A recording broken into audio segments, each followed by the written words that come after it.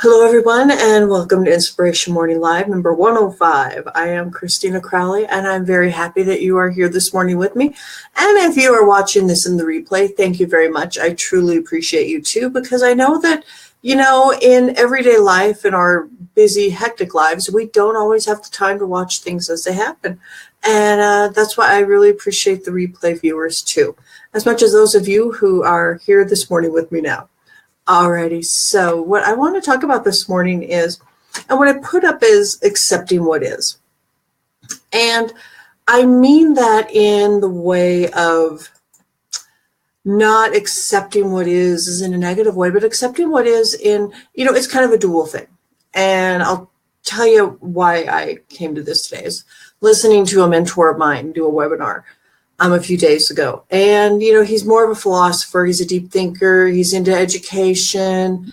And, he really helps people who struggle with, success and moving forward with their success. And a lot of his thoughts really got me thinking. And, because part of his point is there's a place for accepting what is.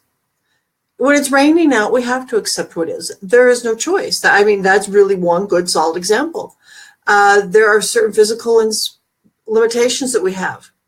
Those that are set in stone, that are absolutely positively set in stone. I'm not talking about certain things you have to come over or lose a few pounds like me.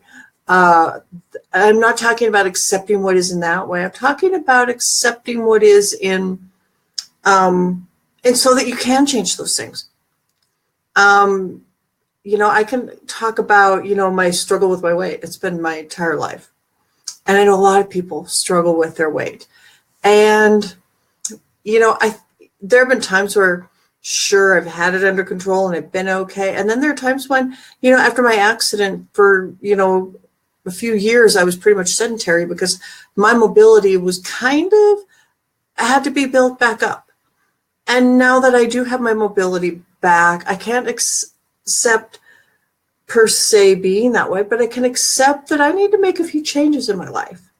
And I'm talking about that kind of accepting what is in kind of the nitty gritty details. I think it's Dr. Phil that says you can't change what you don't acknowledge. It's kind of on that realm.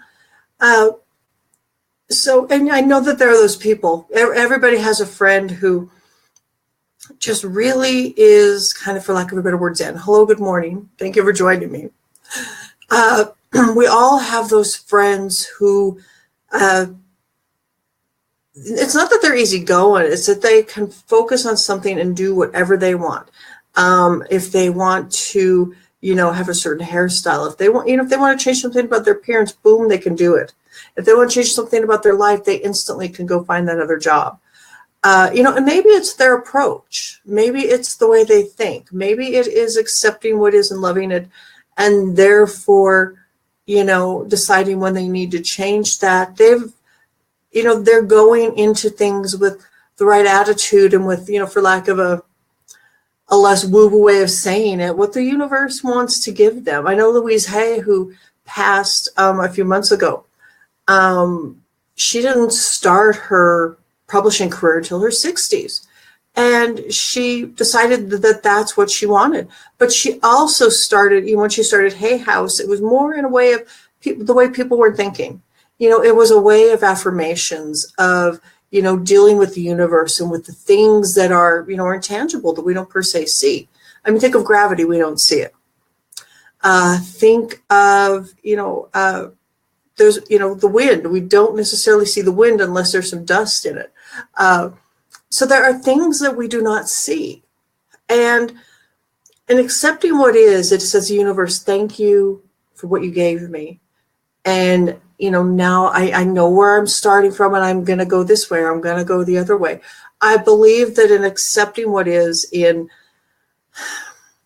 of things that we can, I'll use the example of, the 20 pounds on myself that I don't like. I can accept that that's where I'm starting from and move to change it and to figure out, how to get it off that's best for me.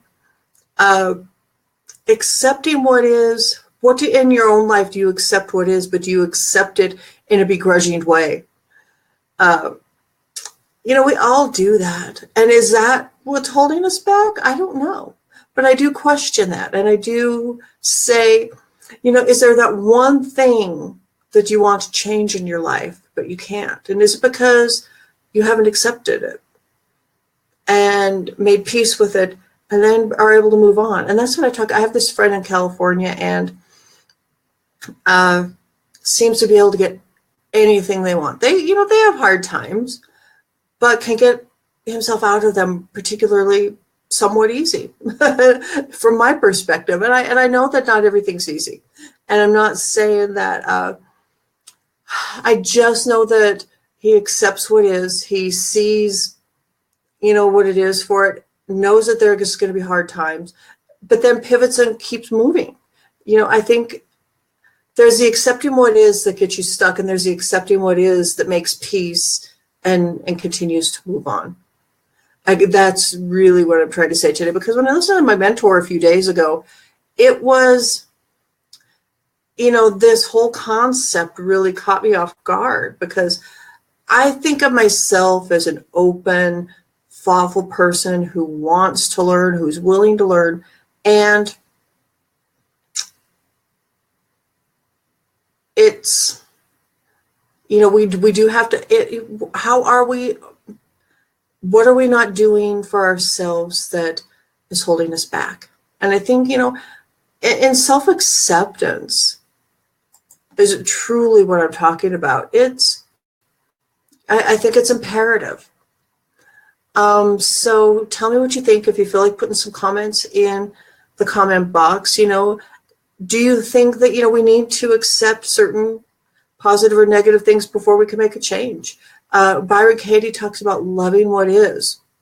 And I'm like, it really all makes so much more sense to me now. And I just had to share it. I'm not always the best communicator of new things. I kind of really have to have worked over things a lot. But I just wanted to talk about this today because,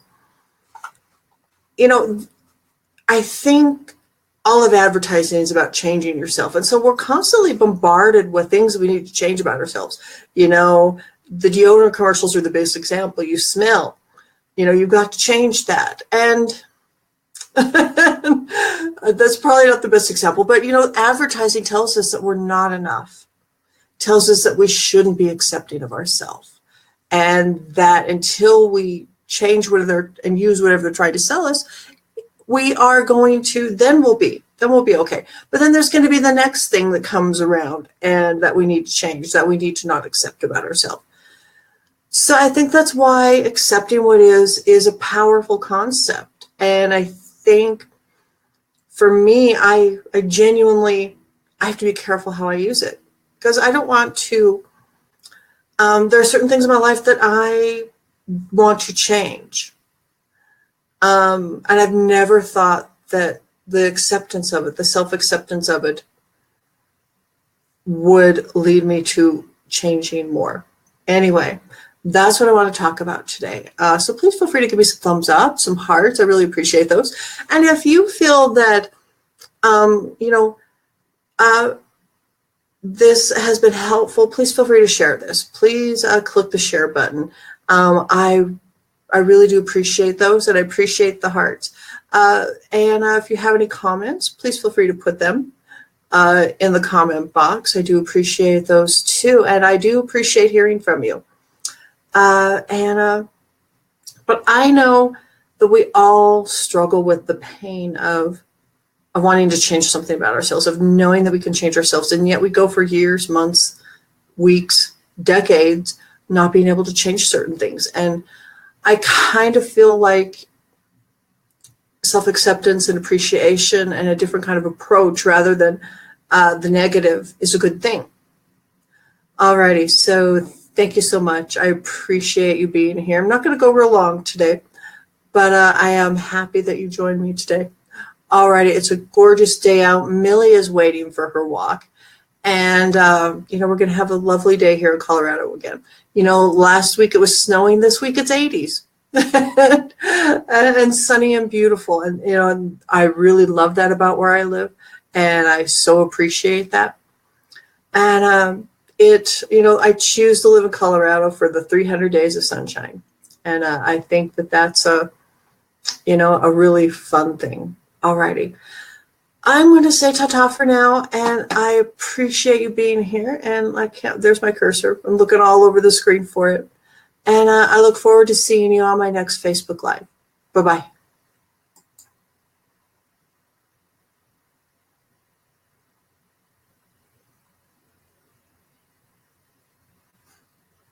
Hang on, silly woofus. There we go.